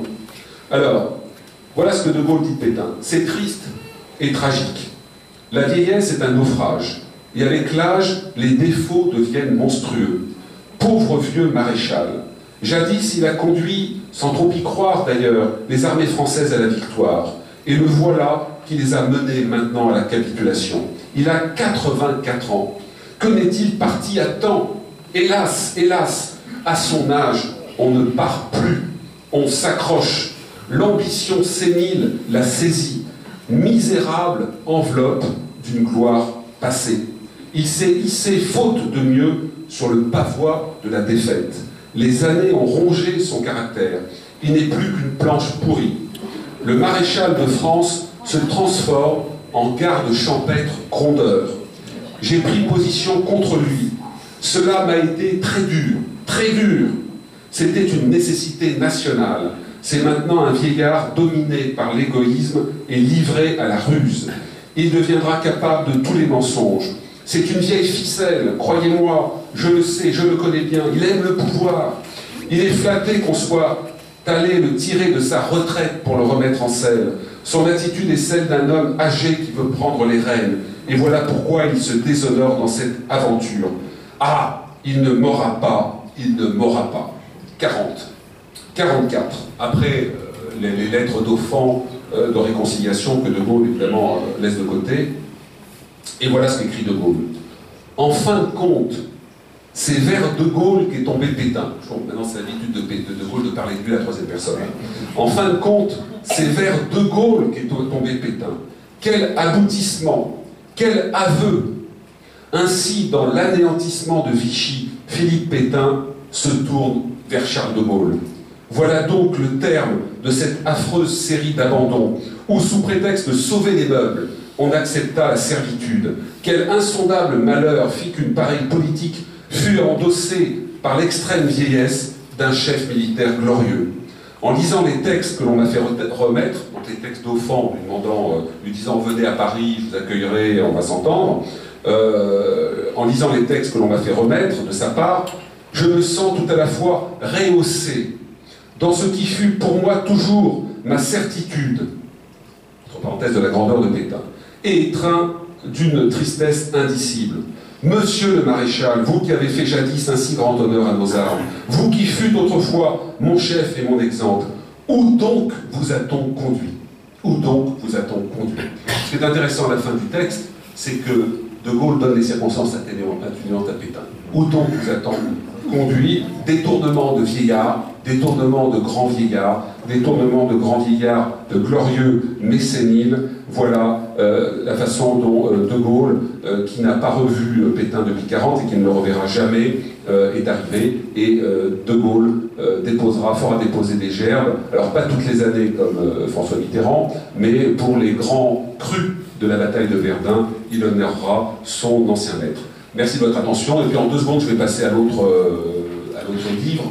C'est presque une suite, puisque les présidents et la guerre, vous avez les 7 présidents de la Ve République, on commence par De Gaulle, donc vous allez pouvoir, pour ceux qui ça peut intéresser, rabouteront la suite de l'histoire de De Gaulle jusqu'à son départ du gouvernement. Les présidents et la guerre 1958-2017. J'ai voulu faire ce livre parce que ça fait longtemps que je suis consterné par le fait que mon pays a oublié sa culture militaire, ignore totalement que le personnage qu'on va élire dans quelques jours, c'est le chef des armées, qui commande des armées qui sont engagées au combat dans un certain nombre de régions du monde, le Sahel, la Mésopotamie, le Levant, le Sud-Liban, qu'il est le monarque nucléaire, que dans ce livre, dans lequel, pour la première fois, des grands chefs militaires parlent ouvertement de leur relation avec les politiques, le général Georges Lain dit on récupère à l'Élysée un candidat à la présidence, on l'amène dans le PC Jupiter qui est sous l'Élysée pour lui expliquer comment fonctionne la dissuasion nucléaire, la portée des missiles et leur force de destruction, et à ce moment-là, il y a la transfiguration.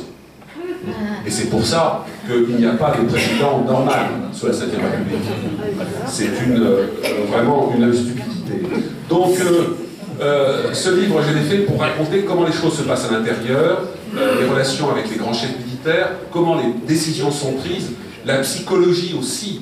Chef des armées, c'est une responsabilité énorme. Vous envoyez des hommes et des femmes à la mort. Vous devez, lors des cérémonies militaires, porter le regard de l'épouse, du frère, de la sœur, de la mère.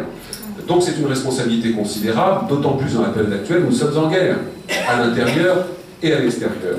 Donc, j'ai mis dedans 40 ans, enfin, ça part de 58, il y a plus que 40 ans, en tout cas 40 ans d'observation personnelle et de témoignages personnels de choses que j'ai vécues, comme officier, comme conseiller du ministre de la Défense, comme porte-parole, et vous y trouverez des choses totalement inédites, et notamment, vous saurez comment le général Douin, en 1995, est allé récupérer en Bosnie-Herzégovine des mains du général Mladic, nos 2 pilotes qui avaient été abattus dans le ciel de Bosnie, et vous découvrirez comment, après une nuit de prière à la Vierge Marie, ce général est parvenu dans des conditions absolument rocambolesques à récupérer ces 2 pilotes que Mladic ne voulait pas lui donner.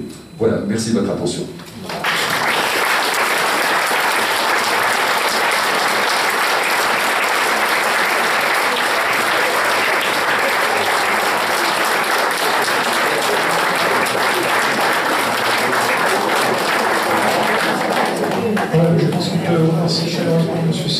De cet exposé sur cette histoire de deux hommes, dans leur parler d'hommes d'État, enfin deux visionnaires en tout cas, à leur époque et dans leur temps, et puis avec bien sûr la fin, un moment, mais la vision disparaît, surtout pour le cas de Philippe Pétain. Voilà, donc je pense qu'il y a des questions. Oui, merci beaucoup de cet exposé. Je suis un peu étonné qu'à l'époque, et je ne sais pas maintenant, mais il existait déjà depuis le 5e ou 8e siècle un livre qui s'appelait L'art de la guerre, écrit par les Chinois. C'est même du 4e siècle avant Jésus-Christ. Oui. Et il y a quand même dans ce livre beaucoup de choses qui auraient pu peut-être ouvrir les yeux à tous ces généraux qui commandaient, je ne sais pas quelle est votre opinion là-dessus, mais quand on lit ce livre-là, on a quand même des informations qui sont quand même pas négligeables, surtout pour l'époque. Alors, vous avez raison, mais il y a pire. Il y a pire, c'est que sans remonter au 4e siècle avant Jésus-Christ, quand vous étudiez ce que j'ai fait dans un livre qui s'appelle Le complexe de l'autruche, pour en finir avec les défaites françaises, 1870, 1914, 1940. Avant toutes ces défaites, parce que 14, nous sommes enfoncés. Le gouvernement français quitte Paris au bout de 30 jours, laissant Gallieni seul à Paris, parce que tout le monde considère que Paris va être pris par les Allemands dans les premiers jours de la guerre de 14. Bon, et 70, on est écrasé en quelques semaines, 40, on est écrasé en quelques semaines. Alors que nous avons une belle armée, des beaux soldats, et aussi des officiers courageux. Et donc, sans aller chercher Sun Tzu, qui est plein d'enseignements, ce qui est absolument tragique, et mon épouse peut en témoigner, qui faisait que j'en pleurais souvent le soir, c'est que vous trouvez chez un certain nombre d'auteurs contemporains de l'époque, avant 70, notre attaché de défense à Berlin, le colonel baron Stoffes, des textes qui expliquent ce qui va se passer. Vous lisez noir sur blanc comment l'armée prussienne est organisée, comment nous sommes désorganisés, et ce qui va nous arriver. Il n'y a pas que lui. Vous avez quelques journalistes, quelques intellectuels, quelques politiques. C'est vrai avant 14, c'est vrai avant 40. Et malheureusement, nous chutons. C'est pour ça que je dis très souvent que le pire ennemi de la France, c'est nous. Nous avons une capacité à nous tirer des balles dans le pied, alors que ce pays est un pays extraordinaire, qu'être français est un privilège, qu'il y a une énergie, un talent, notamment dans ce que j'appelle moi les provinces de France. Il paraît qu'il ne faut pas le dire, ça fait péjoratif. Moi j'aime le terme de province de France, où il y a une énergie formidable qui vient mourir aux portes de Paris, où on s'assassine entre quatre murs pour la prise du pouvoir, selon les bonnes vieilles traditions monarchiques. Donc, quels sont les problèmes structurants de la France face à ça? C'est notamment la dictature des 3I, l'insouciance que l'on vit ici. Avant 2015, j'ai passé un temps considérable à tractionner dans les émissions pour dire il faut une réserve opérationnelle, il faut une garde nationale. Le jour où on sera frappé, on ne pourra pas mettre des personnels d'actifs qui sont réduits depuis 40 ans, puisque tous les gouvernements tapent dans le budget défense pour financer la protection sociale. J'ai rien contre la protection sociale. Sauf que si vous voulez, comme c'est la grande muette et qu'elle ne crie pas, on lui a piqué son flouze pendant 40 ans. Et donc, je disais, le jour où on sera frappé, on va être obligé d'aller récupérer des personnels d'actifs, mes camarades d'actifs qui sont engagés au Sahel ou ailleurs, alors que c'est à nous, les réservistes, de faire le job. Mais ça se met en place de longue haleine. Autant vous dire que tout le monde s'en tamponnait le coquillard. Mais ça ne m'étonnait pas, parce que ça a toujours été comme ça auparavant. L'insouciance, l'individualisme et l'idéologie, ce sont nos tares. Ce sont nos tares. Et le problème, et ce qui est dramatique dans l'affaire que j'ai abordée ici, c'est que visionnaire un jour, pas visionnaire toujours. Ça demande une remise en cause, une humilité, etc. En France, on a tendance à monarchiser les gens. Le problème de Pétain, qui est un personnage très intéressant, très riche, qui était un général génial, c'est qu'à partir du moment où on lui a dit « vous êtes un génie », que partout où il allait, c'était l'incarnation de la France, parce qu'il était beau, c'était le symbole de la France, du Gaulois, etc. Ce type, ses neurones se sont congelés, sans compter l'âge qui a joué aussi. Et le fait que, ce qui était dramatique, c'est que ce personnage bien caché était de plus en plus beau. Et donc on pensait qu'il était de plus en plus intelligent, ce qui était le contraire. Donc, si vous voulez, pourquoi je vous dis ça avec une certaine force, c'est que nous sommes en guerre. Alors je ne cesse de dire, est-ce qu'on va continuer à encaisser les chocs et les défaites pour nous remettre en cause? Quand vous regardez la liste des réformes qui ont été faites en 2015, elles sont très très bonnes en termes d'arrêt, de réduction des effectifs, de renforcement des effectifs, plus de moyens pour le renseignement, plus de collaboration européenne, tout ça est parfait. Mais on fait en 2015, la garde nationale de mes voeux, on l'aura dans 10 ans, dans 15 ans, opérationnel, vraiment opérationnel, parce qu'on va vous faire ça à la française. C'est-à-dire on va faire du cosmétique. Bon.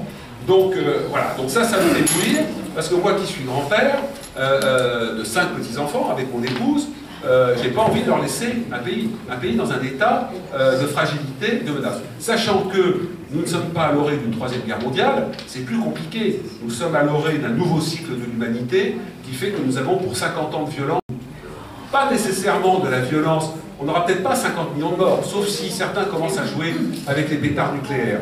Mais on va plutôt avoir un fond continu de violence. Vous trouverez ça dans le prochain essai que je sortirai l'année prochaine, que je suis en train d'écrire, et qui fait que vous allez avoir des conflits régionaux purulents, de la violence terroriste, de la violence dans les sociétés, une envie de tyrannie de la part des populations, d'où ces personnages que vous voyez éclore, qui sont bourrés de testostérone et qui n'ont qu'une envie, c'est en découdre. Le problème de ce monde, c'est que vous avez de plus en plus de personnages qui veulent en découdre et de moins en moins de personnages qui veulent coudre. Donc c'est le défi global que nous avons, ce qui fait que les enseignements de Sun Tzu sont utiles aujourd'hui et que, comment dirais-je, les enseignements de nos défaites passées, même si l'histoire ne se répète pas, sont encore pleinement valides aujourd'hui. Ce que je constate, puisque je suis invité maintenant, notamment depuis 2015, à travers la France et à l'étranger, c'est qu'il y a des prises de conscience, des gens qui se bougent, qui s'engagent, une jeunesse qui n'a plus peur de sortir un drapeau tricolore ou chanter la Marseillaise sans se faire traiter de fasciste,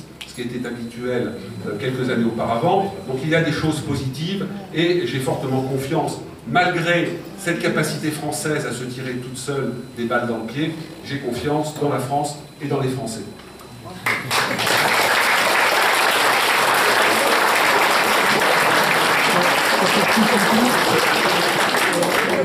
Et je ne suis pas candidat à l'élection présidentielle. Oui, vous avez parlé qu'à un moment donné, disons nos chefs militaires congèlent leur cerveau. Chef militaire ou président de la République. Cela fait, on peut dire, depuis les années 58 qu'il y a un certain nombre d'attentats, de guerres révolutionnaires.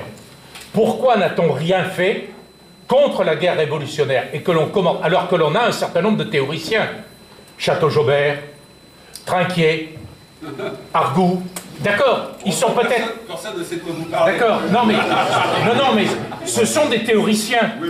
d'accord. On les a laissés de côté, l'enseignement militaire les a complètement laissés de côté. Or, lorsqu'on les prend, il faudrait peut-être relire ces auteurs pour pouvoir coller à la réalité maintenant. On a été congelé, oui, par le nucléaire, parce que c'était... Non mais, moi, c'est une réflexion que je fais. Oui, absolument. Alors, là, pour le coup, je ne peux pas développer, parce qu'en plus, sinon, alors, on va se coucher à point d'heure. Lisez mon livre, parce que vous avez les 7 présidents de la Ve République, vous avez les 7 présidents, parce qu'on en a 7, ils ont tous porté l'uniforme, 5 ont fait la guerre. 5 ont fait une guerre, les 5 premiers, ils ont tous été décorés au feu. Tous. Après, vous avez les 2 plus jeunes, Sarkozy et Hollande, qui ont porté aussi l'uniforme. Il y en a un qui a plus manié le seau que le fusil d'assaut, et puis un autre qui a été officier de réserve du génie. Bien. Donc en fait, par rapport à ce que vous dites, qui est très juste, on voit bien comment, pendant toute une époque, le poids de la dissuasion nucléaire, du dogme nucléaire, qui est très important, moi je défends la dissuasion nucléaire, mais a écrabouillé le logiciel de l'armée. Et je vous ai vu suffisamment souvent hocher quand je parlais pour me douter que c'est un univers qui ne vous est pas complètement étranger.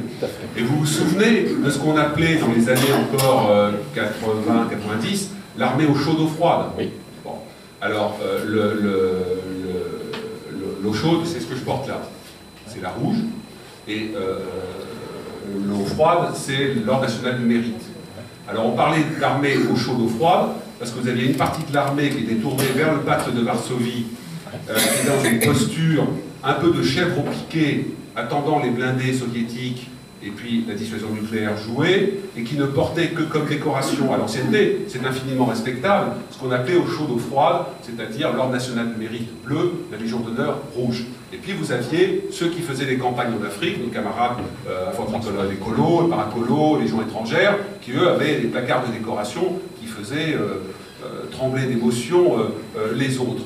Aujourd'hui, nous sommes tous décorés. Je dis nous, puisque je suis décoré de la Légion d'honneur, l'ordre national du mérite, j'ai la croix d'un valeur militaire à citation, et je dois avoir encore une dizaine d'autres décorations décrochées en OPEX. Les camarades actives aussi, donc il n'y a plus cette différence, tout le monde sert en opération, notamment depuis la professionnalisation voulue par Jacques Chirac. Mais ce qui est vrai, c'est que pendant tout un temps, cette armée était donc les expéditions africaines, qui étaient en quelque sorte des opérations de grande police africaine, respectable, avec des choses intelligentes, et des camarades qui se faisaient tuer au combat. Notamment, je rappelle, à l'époque de Georges Pompidou, une opération où il y a eu plus de 10 morts soldats. Au moment d'Ouzbine, nous avons eu une dizaine de soldats tués à Ouzbine à l'été 2008. On a dit que c'est les plus grandes pertes depuis la guerre d'Algérie. C'est faux. Au Tchad, donc sous Georges Pompidou, on a eu 10 ou 12 morts, une opération très 12 morts, voilà. Très importante. Et finalement, c'est le retour de la guerre dans le paysage qui a fait sortir l'armée de son isolement. Valéry Giscard d'Estaing a joué un rôle assez important là-dessus, avec l'opération Colvézi, il en avait fait une autre auparavant. Et puis, François Mitterrand, venu de la gauche pacifiste, pacifique, antinucléaire, qui devient le monarque nucléaire et qui a le record d'intervention africaine, 65, et qui sera le premier à faire une guerre, une vraie guerre, entre guillemets, celle de la première guerre du Golfe, et qui d'ailleurs, cette guerre a permis de tirer des enseignements majeurs sur nos carences. Le COS, commandement des opérations spéciales, auquel j'appartiens en tant qu'officier d'état-major, a été créé en 92, après la guerre du Golfe, la DRN, Direction du renseignement militaire, et également le développement des projets satellitaires que Mitterrand a lancés à son époque, parce qu'il était absolument furieux d'être totalement dépendant du renseignement satellitaire américain. Tout ça pour dire que dans ce paysage critiquable avec des aveuglements, vous avez des hommes politiques notamment, et conseillés par des militaires, des diplomates, qui ont pris des mesures intelligentes et pertinentes d'anticipation, notamment Jacques Chirac avec la professionnalisation de l'armée, il fallait absolument faire. En revanche, ce que je lui reproche, et j'étais au cabinet du ministre de la Défense à l'époque, c'est, malgré mes efforts, j'étais un peu seul, il n'a pas maintenu un service civico-militaire de 6 mois pour les garçons et les filles, ce qui était une erreur. Ça a été flingué notamment par ses communicants. Tout ça, vous voyez ces témoignages, j'ai attendu 20 ans pour les raconter par le menu dans mon livre. Et aujourd'hui, nous ressentons ce besoin-là, sauf qu'il n'y a plus de casernes, il n'y a plus de militaires, on n'a plus d'argent. Et voilà, alors qu'il faut le faire. Voilà. Donc, mais pour terminer, nous avons une belle armée qui est encore complète, avec des trous dans la raquette, des matériels qui sont plus vieux que leurs pilotes ou leurs tireurs, des matériels très modernes, absolument remarquables, que j'ai vu en opération en Afghanistan, le canon César, les drones qu'on n'a pas fabriqués parce qu'on ne les a pas lancés suffisamment tôt, on les a achetés chez les Américains, et nous avons des hommes et des femmes qui sont engagés dans les opérations et qui sont tout à fait remarquables. Alors sans tomber dans l'espèce d'apologie, il y a des cons dans l'armée, j'en ai rencontré, même chez les généraux. D'ailleurs, le niveau de bêtise est parfois proportionnel au grade, mais à l'inverse, ce que je dis souvent par rapport au monde civil, moi qui suis un hybride, c'est que du grade d'évat, de simple soldat à général d'armée, ceux qui sont compétents sont très très compétents. Je veux dire par là que le cursus militaire, le mode de formation permet, comme les bons vins, de bonifier le profil du militaire, souvent au-delà de ce que j'ai pu rencontrer dans le civil, ne serait-ce que parce que l'état de la brioche à âge égal n'est pas le même dans le civil et dans le militaire, et c'est pour ça qu'il faut que je me remette dardard au sport pour rester compétitif. Voilà.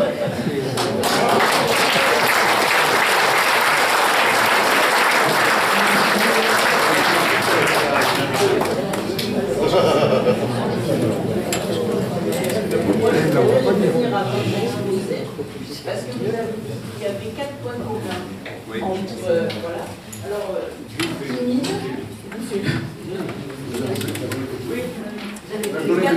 J'en ai loupé un. Voilà, alors, moi j'ai retenu. Oui.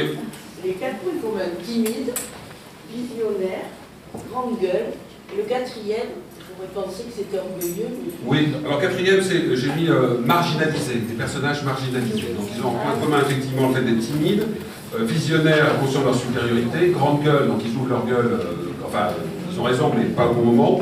Et par ailleurs, ce sont des personnages marginalisés qui vivent cette marginalisation et qui en souffrent.